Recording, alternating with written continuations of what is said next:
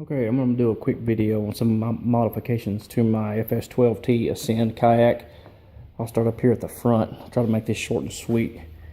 Started out with my depth finder, transducer mount, install a small short piece of railing for my Hook 3 Lowrance.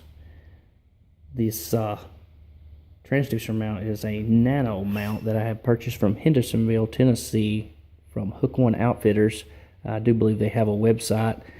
Kind of a pricey little unit, but very nice. You can remove the whole depth finder to keep from damaging it during storage or transportation. Used a standard cigarette lighter plug for this thing up here for ease of plugging in and out, taking off. Standard seat raise that everybody does online. You can find them all over YouTube if you just search the Ascend 12T seat raise modification. I won't go into that too much. Battery, I use it behind my seat. Tried it up front on the 12T. Not recommended. Battery weighs approximately 45 pounds up front. It will get water coming over the front if you get some waves coming in. Not really like it up there, so I moved it back here. 12 volt trolling motor plug here for my main power off of my battery. 50-pound thrust Minn Kota trolling motor. The 50-pound thrust is kind of heavy at 25 pounds. But it will run about 6 miles per hour on GPS. Pretty good little unit. I got it for a real good deal, so that's why I went with it. Standard turnbuckle style turning that everybody uses, that I've seen. Used weed eater twine. Run up front through this plastic tubing up to my foot pedals. Steers with ease, no problem. Effortless steering.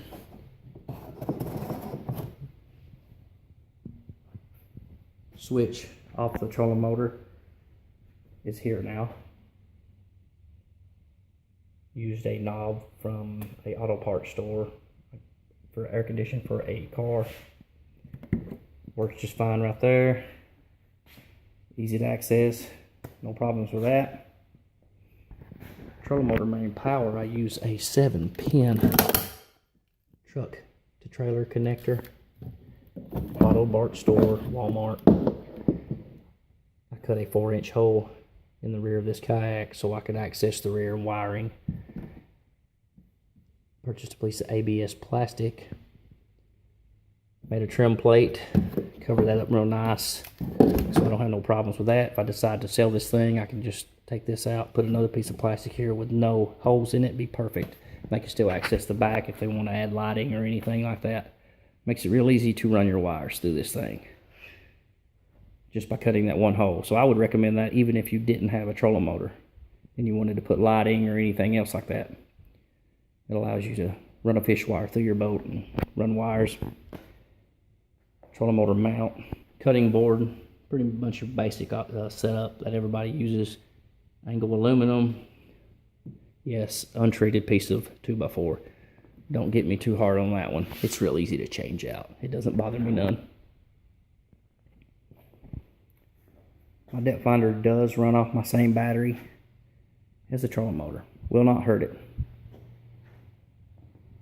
I have run this kayak for about 12 hours on all-day fishing. No issues with the battery whatsoever. It was still showing 11.2 volts at the end of the day. The battery is just a Everstart Walmart 24 DC deep cycle battery. $80, I think. Not very expensive battery. Not the top of the line. Holds charge real well. I've not run it dead. But that's about it on the kayak. The other basic modifications that I've done was what everybody else does, so I'm not going to get into those too much. So if you have any questions or comments, feel free to leave a comment or question. like this video. I'm trying to get back into making some videos for people for more information on this. And I hope this helps you. Thanks for watching.